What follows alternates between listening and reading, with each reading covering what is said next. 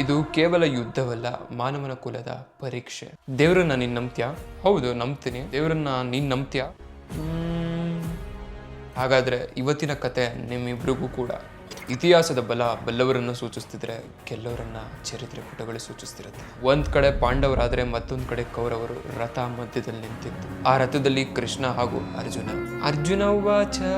ಅರ್ಜುನಂಗೇನಾಯ್ತು? ಅಧ್ಯಾಯ 1 ಅರ್ಜುನ ವಿಷಾದ ಯೋಗ. ಶ್ಲೋಕ 28. ವಿಷ್ಟೇಣ್ಣಂ ಸ್ವಿಜನಂ ಕೃಷ್ಣ ಯುಯುತ್ಸಮು ಸಮುಪಸ್ಥಿತಂ ಸೀದಂತಿ ಮಮ ಗಾತ್ರಾಣಿ ಕಂಚ ಪರಿಶುಷ್ಯತಿ.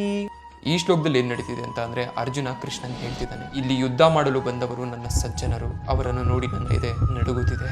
ಒಬ್ಬ ಮಹಾಯೋಧ 1000 ಯುದ್ಧಗಳನ್ನು ಗೆದ್ದವನು ಇಂದು ಯಾಕೆ ನಡುಗ್ತಿದ್ದಾನೆ? ಯಾಕಂದ್ರೆ ತನ್ನವರನ್ನು ಎದುರು ನೋಡಿದಾಗ ಅವನ ಹೃದಯ ಸ್ಫೋಟವಾಗಿತ್ತು. ಅರ್ಜುನ ಕೇವಲ ಯೋಧನಲ್ಲ, ಅವನು ಭಗವಂತನ ಭಕ್ತನು ಕೂಡ. ಭಕ್ತನ ಹೃದಯದಲ್ಲಿ ಸಹಜವಾಗಿ ಹುಟ್ಟುವ ಗುಣ ಇದೆ, ಭಯ, ಕರುಣೆ ಮತ್ತು ಪರರ ನೋವನ್ನು ಅನುಭವಿಸುವ ಶಕ್ತಿ. ಅರ್ಜುನನ ಎದುರು ತನ್ನ ಶತ್ರುಗಳ ಭಾವನೆ ಬಂದಿರಲಿಲ್ಲ. ಅವನಿಗೆ ಕಂಡಿದ್ದು ತಮ್ಮ ಬಂಧುಗಳು, ತಮ್ಮ ಗುರುಗಳು, ತಮ್ಮ ಸ್ನೇಹಿತರು. ಆ ಕ್ಷಣದಲ್ಲಿ ಅರ್ಜುನ ಮನಸ್ಸಲ್ಲಿ ಮೂಡಿದ್ದು, ಇವರೆಲ್ಲ ಖಂಡಿತ ಸಾಯ್ತಾರೆ ಅಂತ. ಈ ಕಣ್ಣಲ್ಲಿ ರಕ್ತಪಾತವನ್ನು ನೋಡುವುದು ಹೇಗೆ ಅಂತ ಯೋಚಿಸ್ತಿದ್ದಾನೆ. ಅವನಿಗೆ ಕರುಣೆ ಬಂದಿತ್ತು.